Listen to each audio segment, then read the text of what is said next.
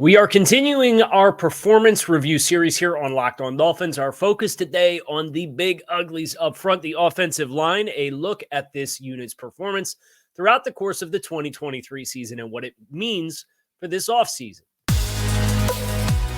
You are Locked On Dolphins, your daily Miami Dolphins podcast, part of the Locked On Podcast Network, your team every day.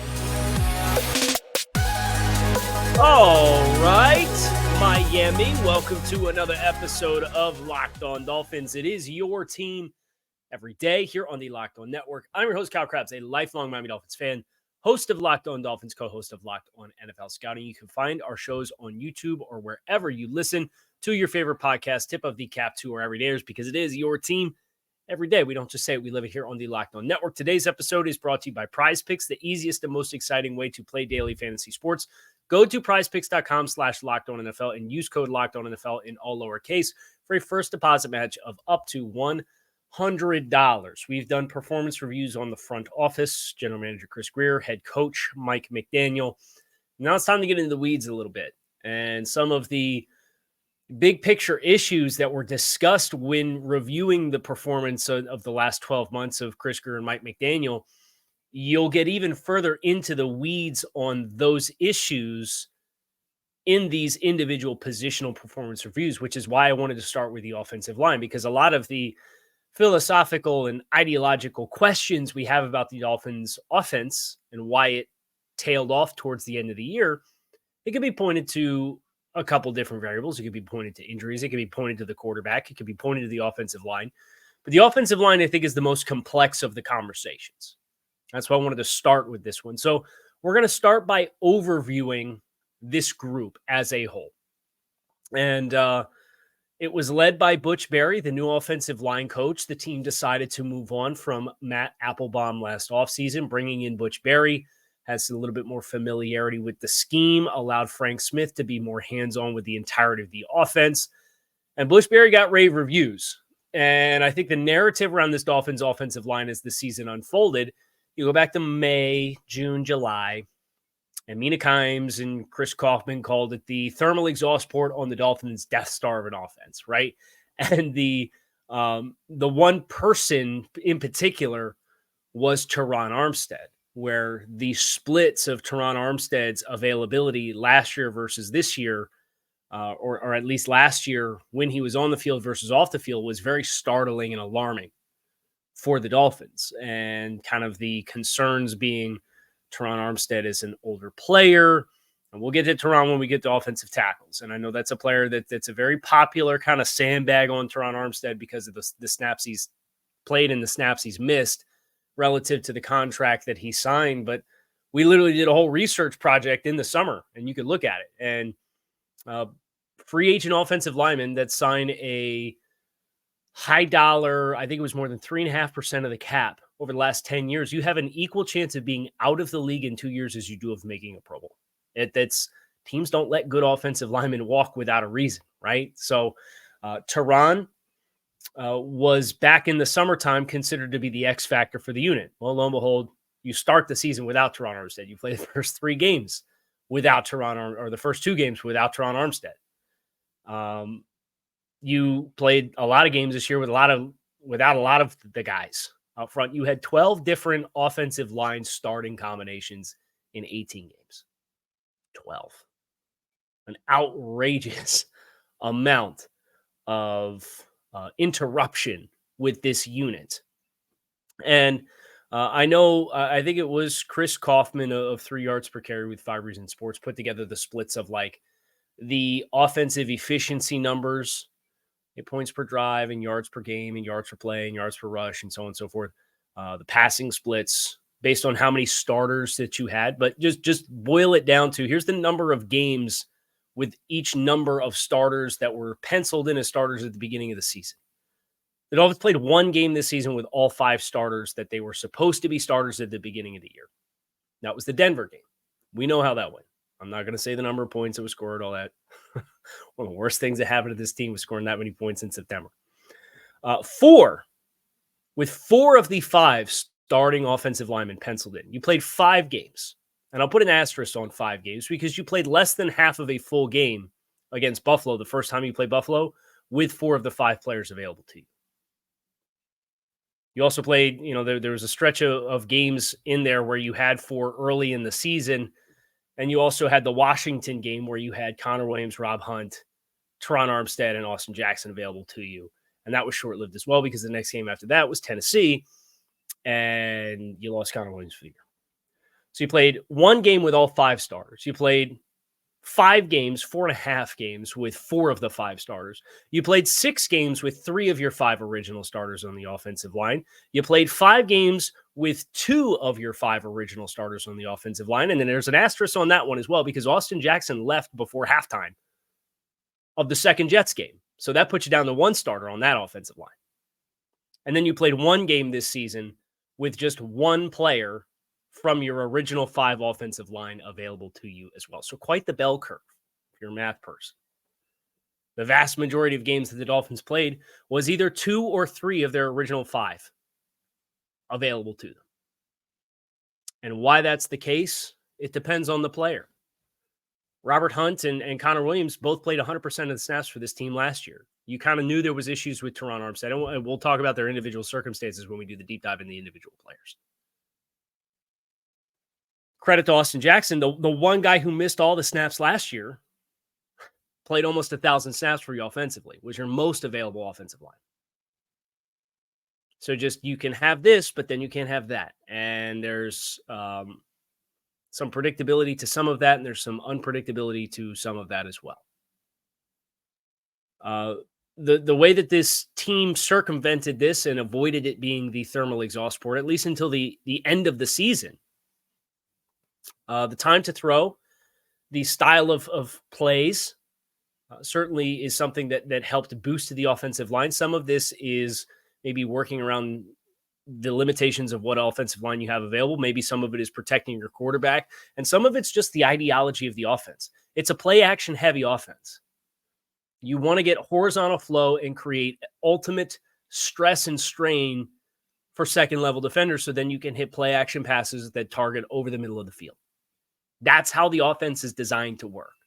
Now, adding more layers to that is something we've talked quite a bit about already this offseason.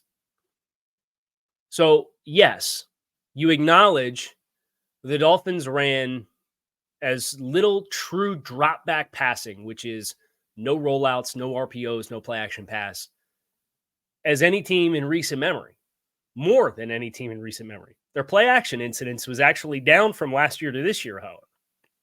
So you saw more screens, you saw more rollouts, other ways to move the launch point or simultaneously sell one thing to the defense as far as the picture.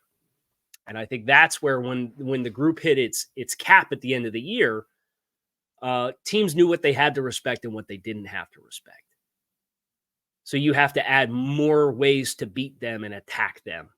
If you still want to cling to your core principles and we want to be a wide zone flow outside run based offense with play action passing off of that to target the middle of the field, that's great.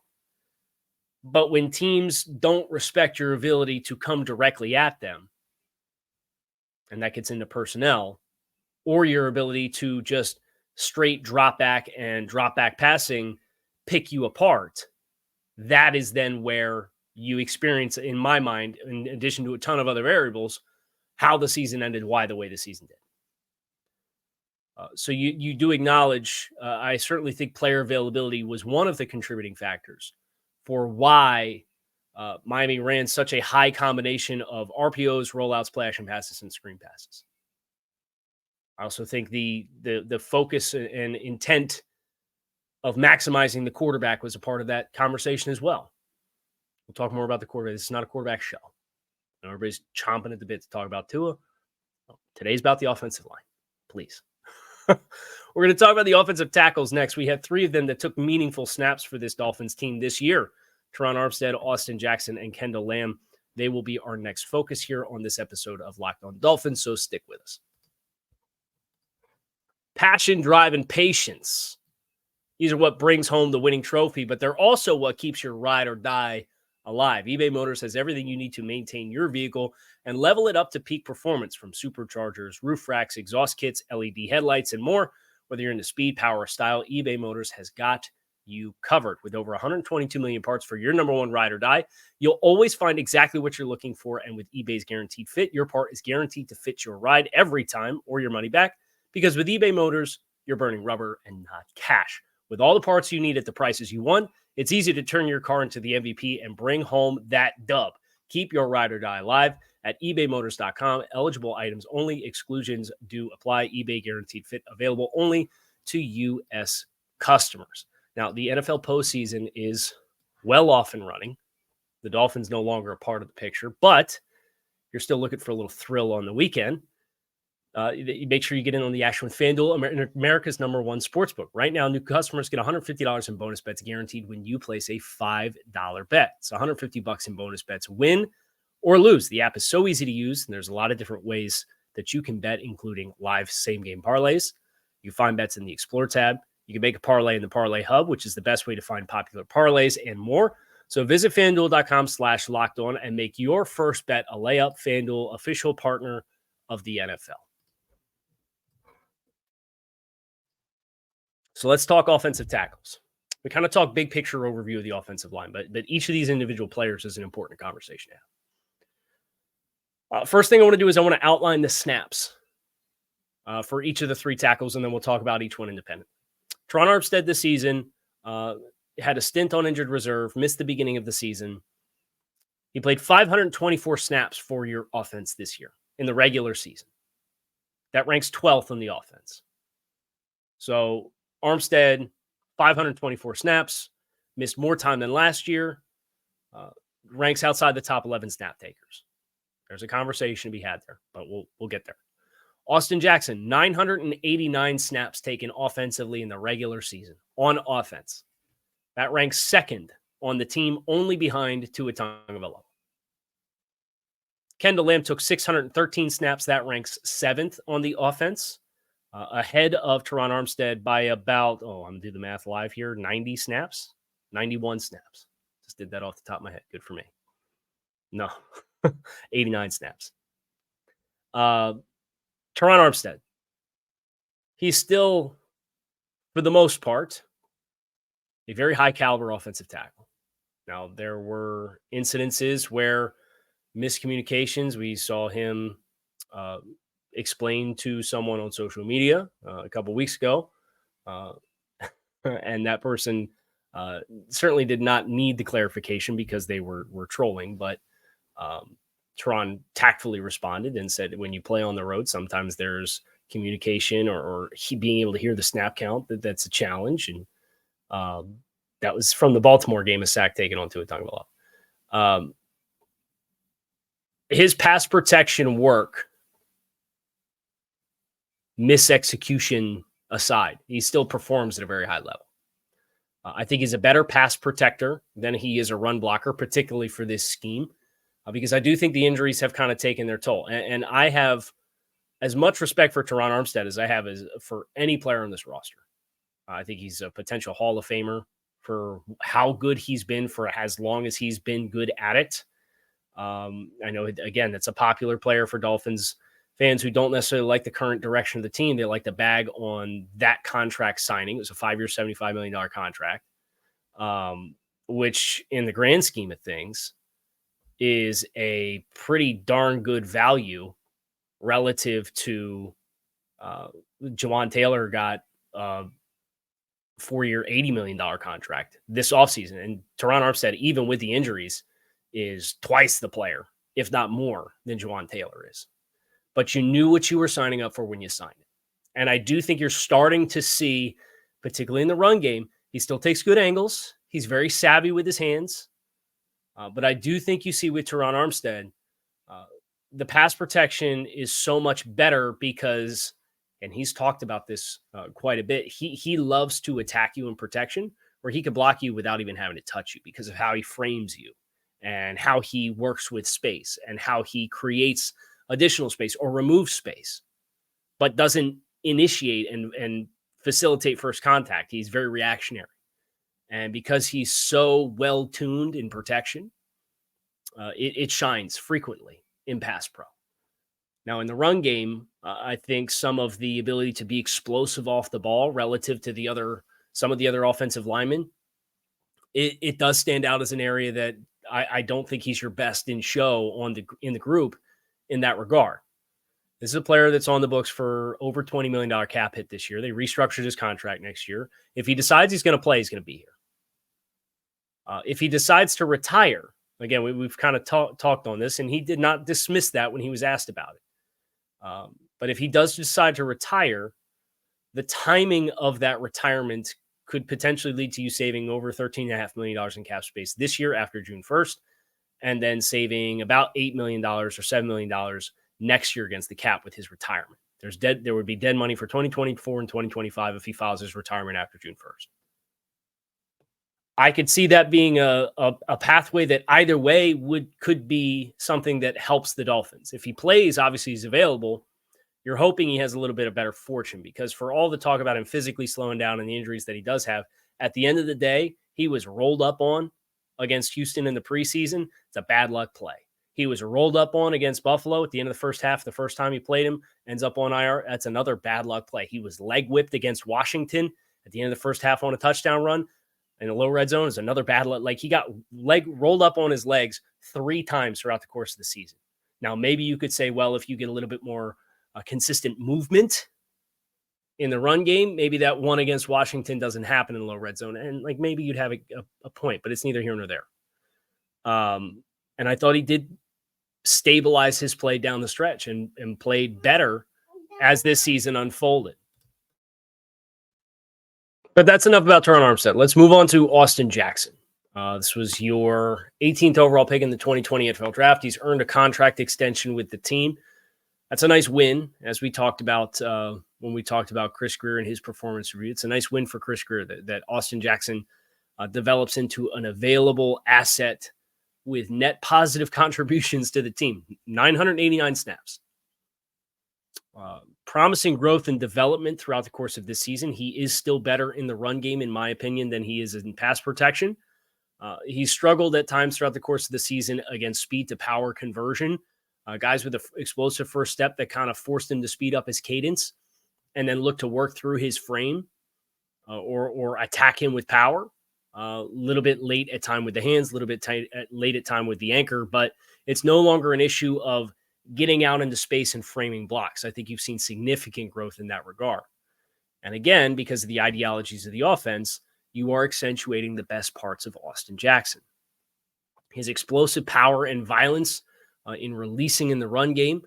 I think the continued focus on the run game for Miami will continue to unleash the best versions of him and keep opposing pass rushers off balance. And there's going to be game scripts where that happens, and there's going to be game scripts where it doesn't. And then that's where getting better in the marginal areas of his individual game, just like this entire unit offensively and on the offensive line, getting better on their margins for the weaknesses of their game. And how they choose to do that this offseason is going to be critical. I think the good news for Austin is the big leaps happened.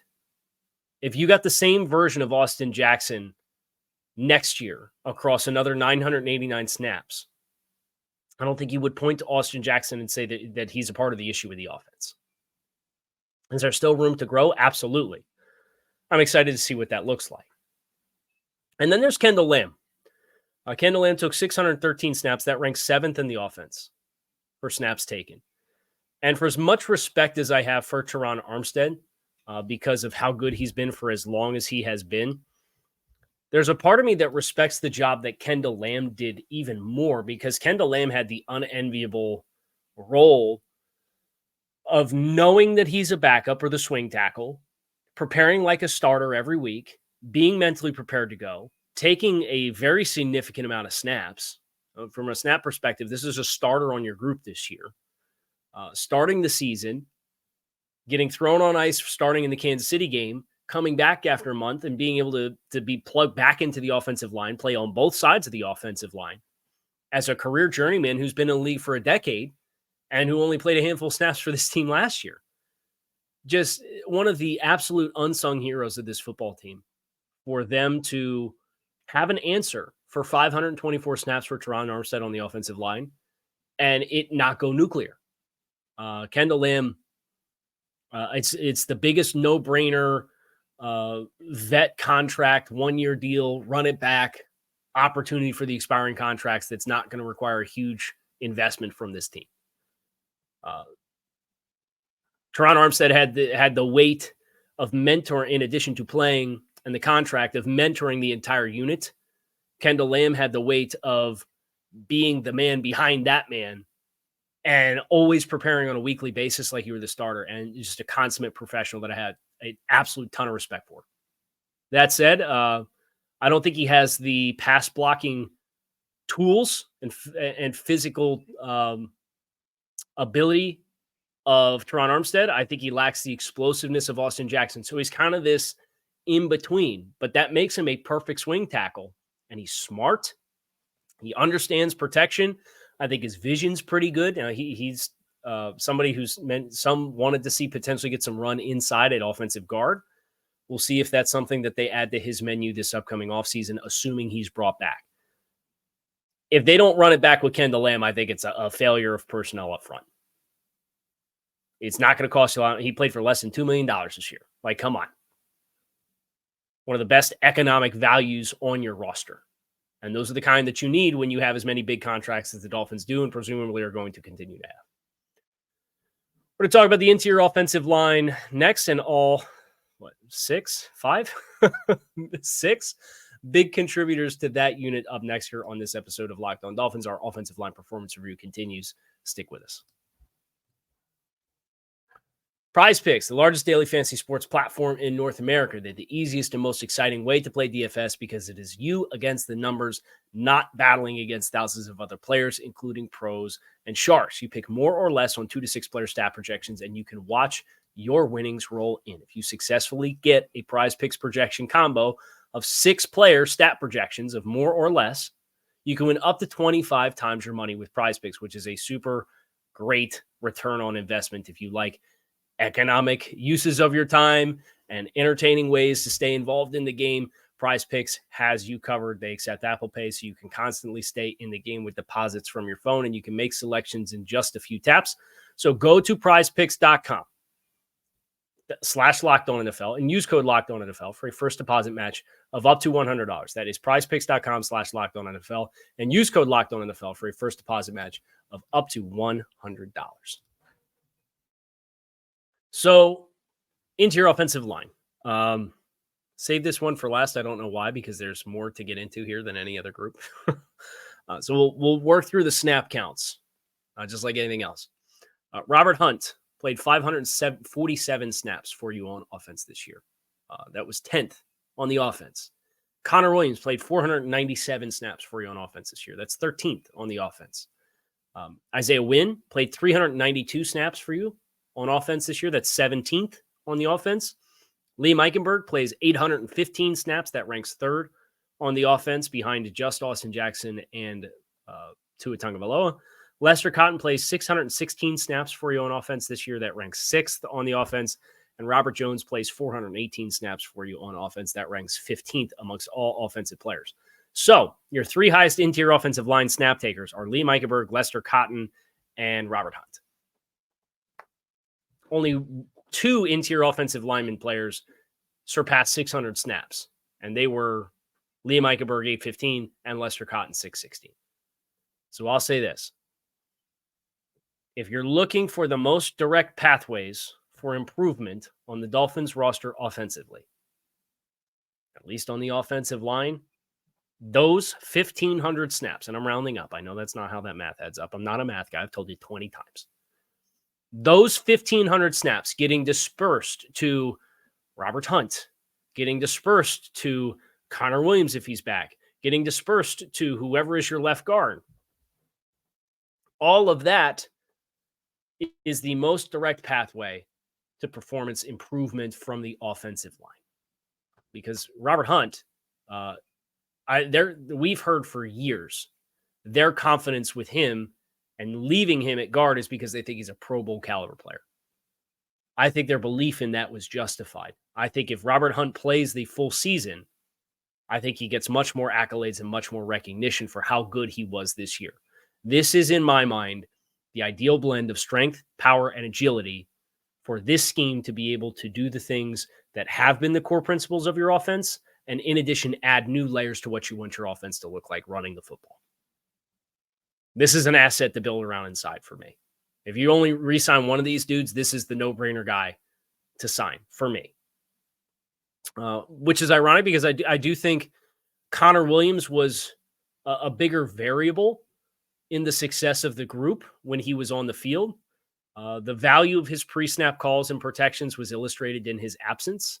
There was a lot, and we've heard this kind of over the course of the past 12, 16 months.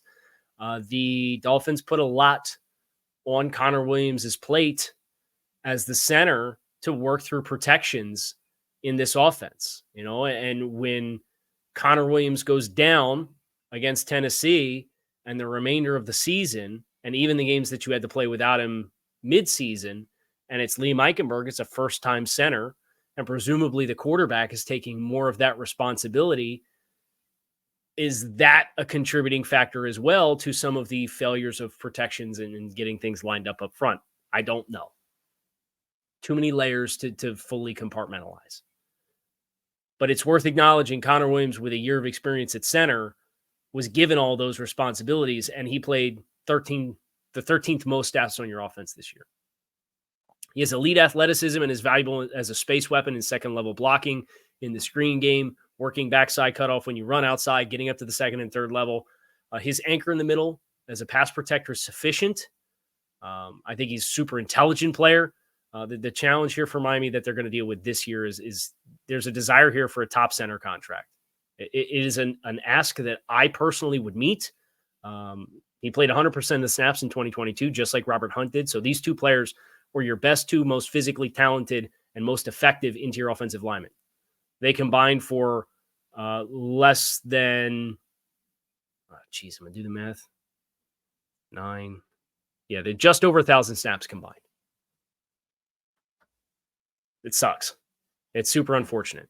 But they both played 100% of the snaps last year. So it's not like you can point to a continued history of missed time here as a big point of apprehension. I know the snap issues with Connor Williams are well documented, but when you look at the full picture and the pre-snap calls and the pre-snap responsibilities and the athleticism in space and how good he's in that regard, I think it far outweighs a handful of snaps that are slightly off the mark. Isaiah Wynn was your third penciled-in starter to start the season. He plays the first 6 games, goes down on the first possession against Philadelphia in Week 7 on Sunday Night Football. This was a high floor player in the run game when he played. I think his experience at tackle would be valuable if the Dolphins chose to run him back. That said, it's probably a minimum salary type player. I think he signed for $2.3 million this year. You'd be foolhardy to go into another season with him expected to be the starter. I think he's averaged 10 games played across his NFL career at this stage, and that includes one season where he played a full season. So on average, he missed about half the year, and the Dolphins didn't even get that this year. So you got what you paid for in that regard. Again, free agent offensive lineman available for a reason, despite the ability that he can play at a reasonable level. The injuries there, the quad injury cut his season short. But he was a quality player when he was in. And that loss for Miami was the most anticipated of the group just because of his recent injury history, unfortunately. Which brings us to Liam Eichenberg. 815 snaps, which is the third highest on offense. This was a player who had never played center before this season. And he deserves a lot of respect for playing through a calf injury and picking this job up on the fly and figuring it out. I know that's not, if you're going to have an absolutist mentality about the successes and failures of the season, you don't really care about that. And I understand that. But this was a player who inside intel suggests a great deal of NFL players would have not played through the calf injury that Liam Eichenberg worked through, especially early on. And his ability to do that prevented you against the Jets from a catastrophic situation entering the New York Jets by having him available to play. I did find a home at center. I think ideally this is probably if you told me Liam Eichenberg's your backup center next year, I feel totally fine with it. It's a player on a rookie contract. It's not a big salary. He has positional flexibility to play all 5 spots on the offensive line for you at a pinch if you needed it. I don't know that the floor is necessarily what would justify where the Dolphins drafted him, but that's water way under the bridge at this point.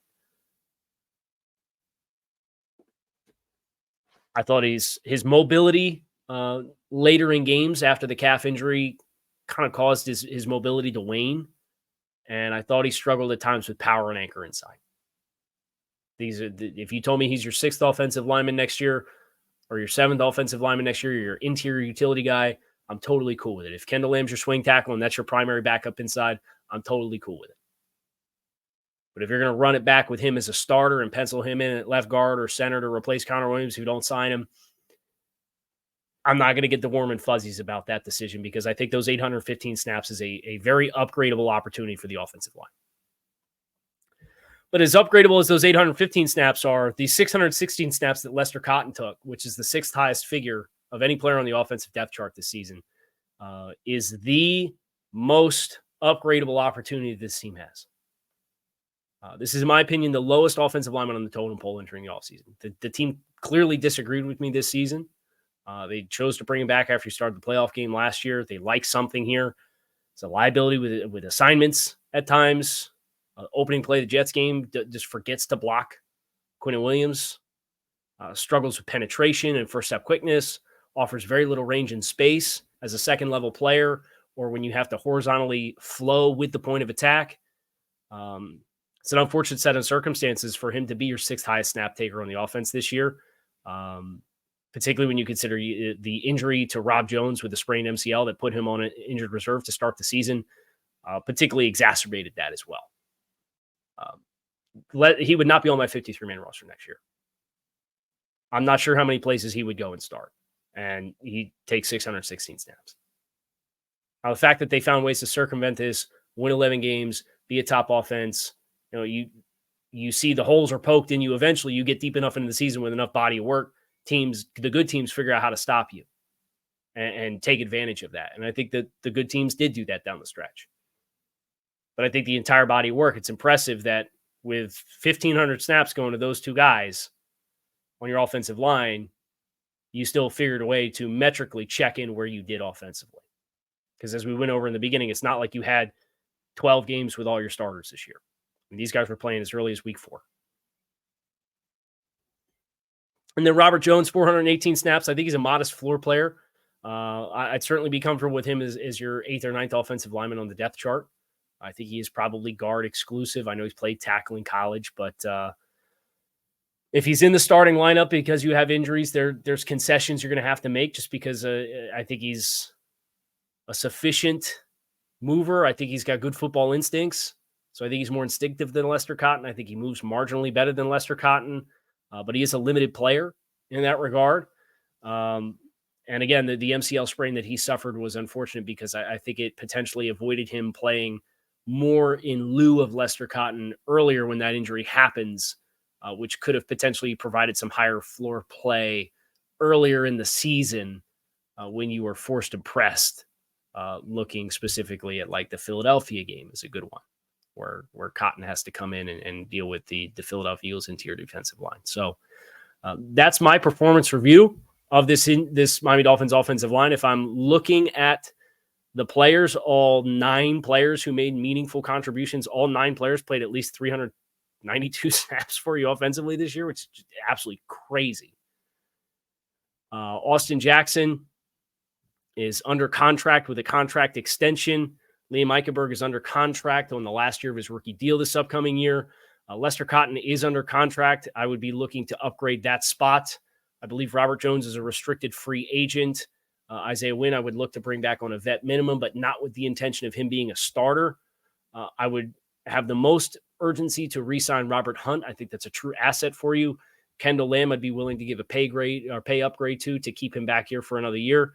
I want Teron Armstead here, but if Teron Armstead does ultimately make the decision to end up retiring from the game, I think you can offset his losses there, knowing he's going to miss time with the salary cap savings that you'd be able to implement and how you could justify taking that money and potentially giving it to a roster bonus in August for Connor Williams with guaranteed money as just an example as well. So they have some key decisions with this group. Your best players from a talent perspective are probably Armstead, Hunt, and Williams, and Robert Hunt played the most snaps out of that group with 547 this year. So unfortunate circumstances. I think you couldn't have predicted the two interior guys to miss time. They did miss time. How those work in negotiations, we'll wait and see. But I'd be interested in running back a lot of the top talent in this group and taking some of the guys who are playing starter snaps or were entered the season as starters and potentially bringing them back to be depth players if you can find upgrades elsewhere. So that's my assessment of the Miami Dolphins offensive line for 2023. Hope you guys enjoyed this discussion. Keep it locked in right here on Locked On Dolphins. I'm Kyle Krabs, and I am out of here. Enjoy your weekend.